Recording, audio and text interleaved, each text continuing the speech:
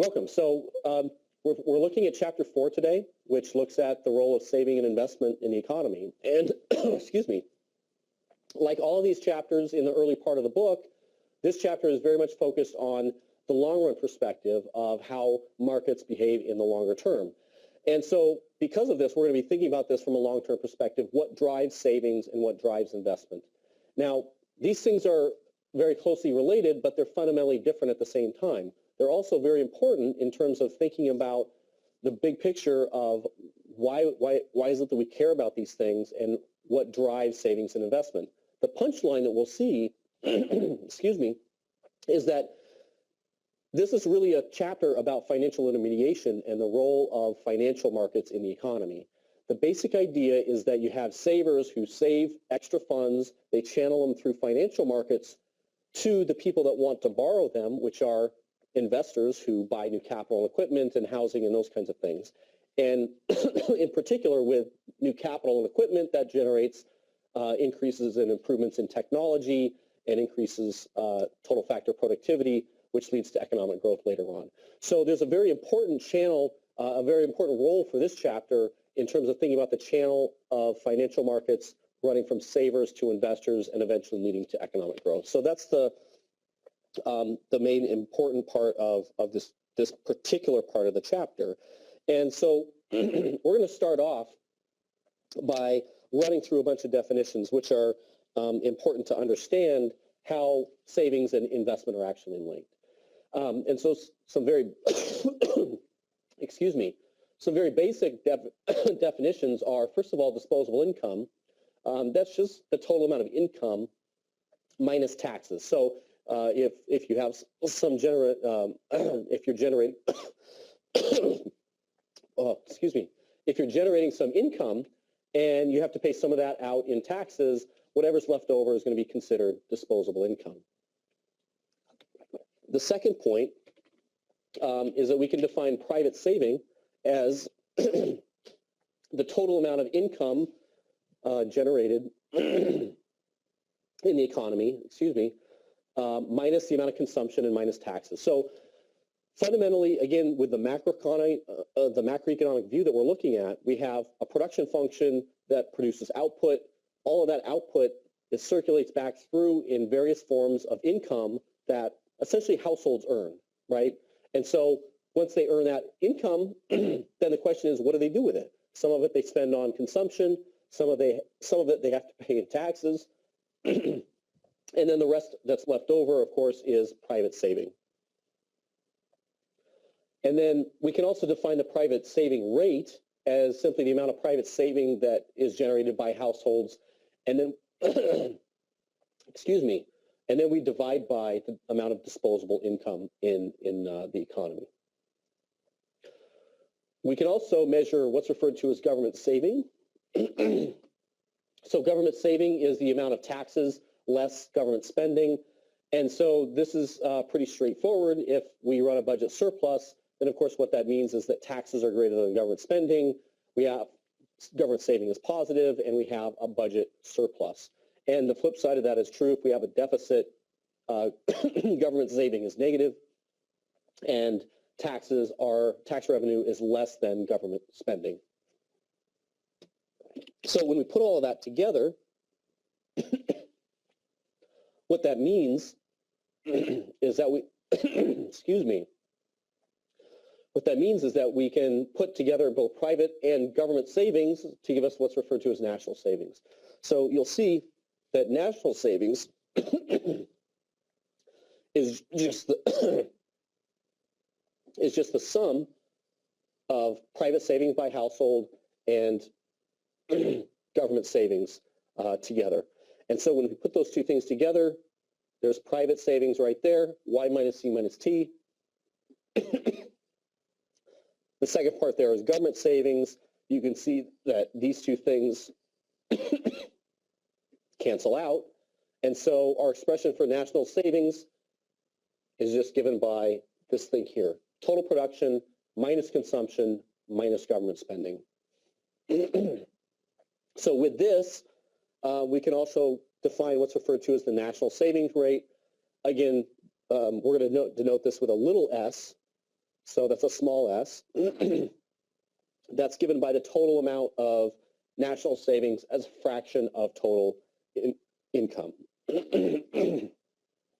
I apologize for the coughing. I'm getting over a cold. So why is this important? Well,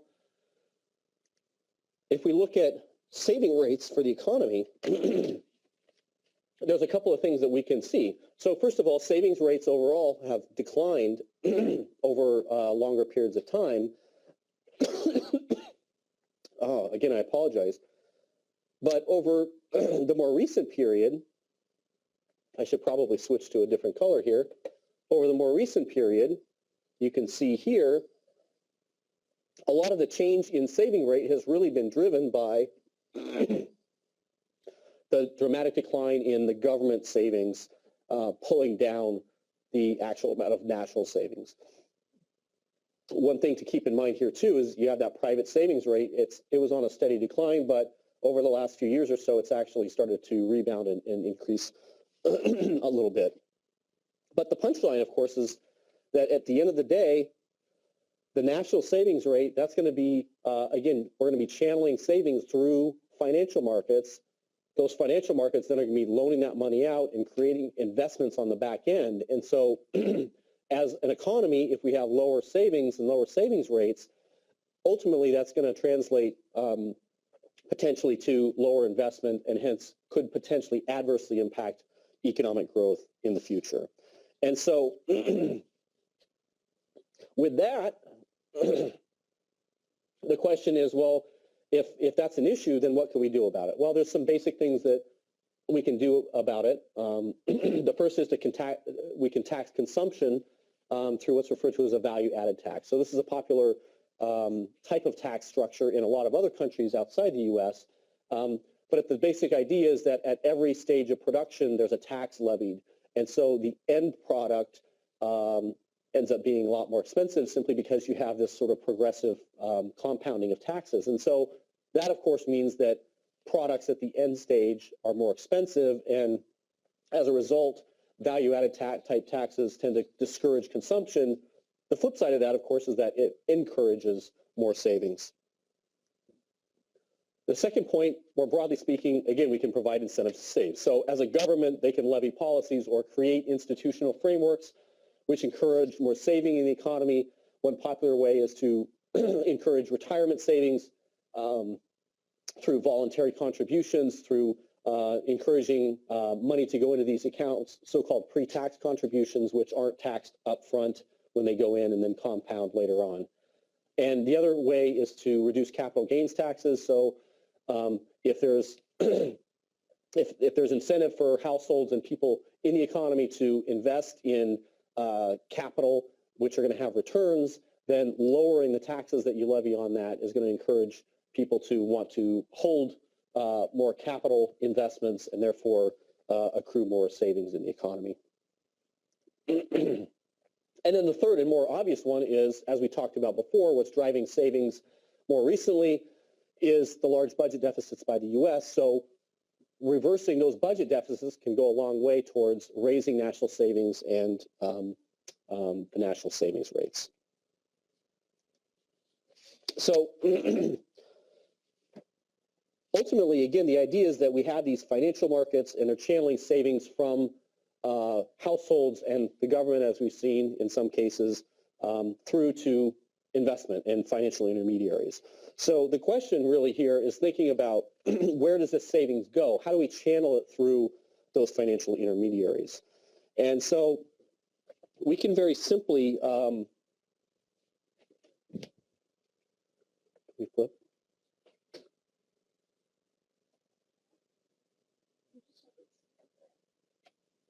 Oops. Okay. Sorry about that. So if we flip, so if we start out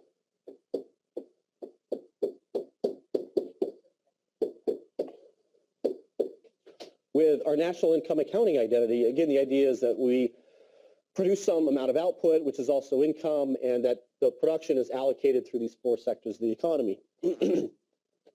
And so we can rearrange this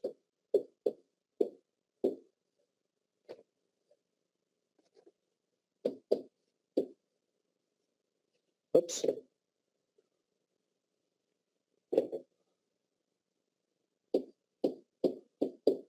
In the following way. So if we subtract consumption and government spending from the right to the left-hand side, we have this piece here, which we call savings. And so you can see right away how we can think about, well, where savings goes. The left-hand side of this equation is savings. The right-hand side is investment and net exports. So the idea then is that we can channel savings either through to domestic investment or through net exports. So this is what's referred to as the uses of savings identity. The idea that savings has to equal investment plus net exports. Again, that's just a result of this national income accounting identity and the way that we can very simply rearrange it. Now, we can modify this in a slightly different way.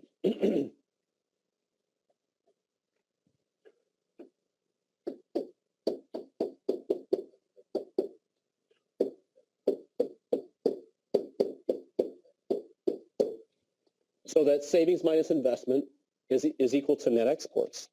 And so here,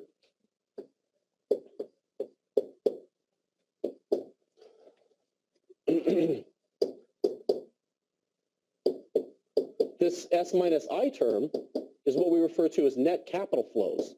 So if it's positive, it's a net capital outflow. If it's negative, it's a net capital inflow. Alternatively,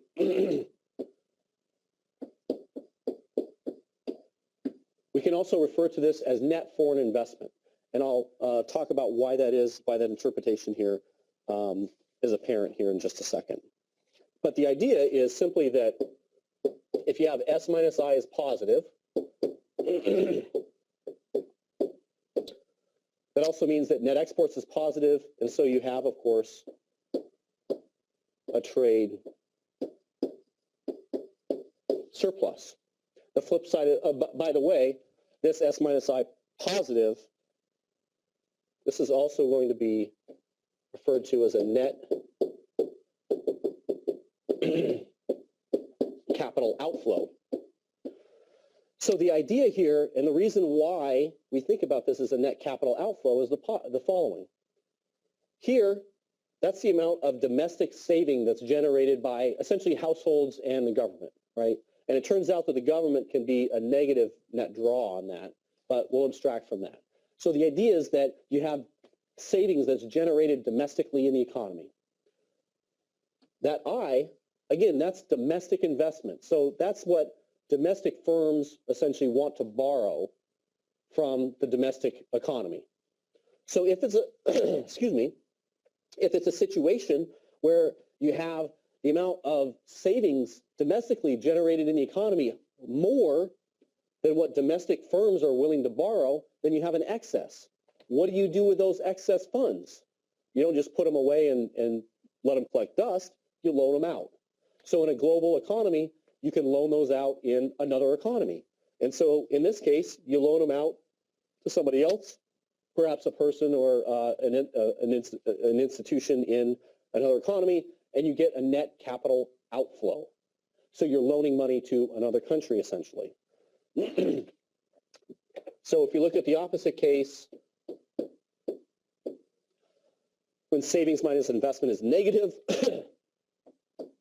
again, this case is when net exports are negative, right? And so there we have a trade deficit, and in particular,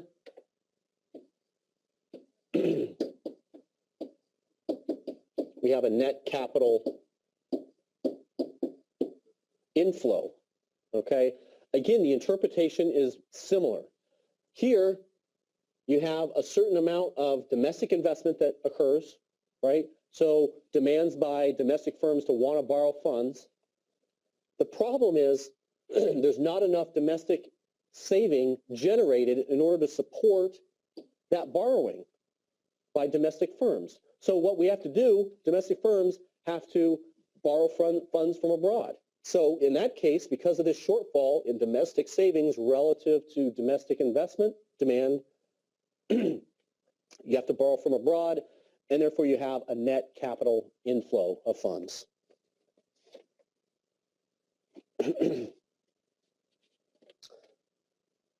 Okay. So what does all this mean? Well,